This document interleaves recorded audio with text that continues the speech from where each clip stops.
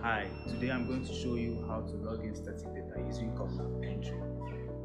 After you must have set on your control mark, you turn on the Comnav N3 with power button.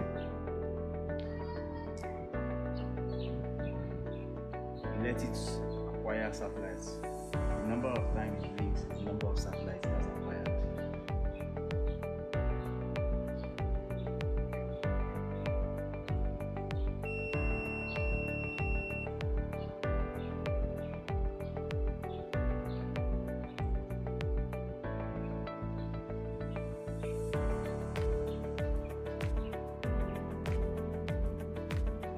So now it has acquired its satellites.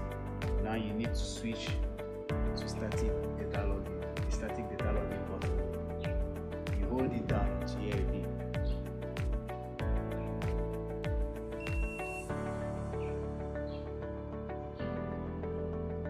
It starts to blink a light, and now it has entered static data logging.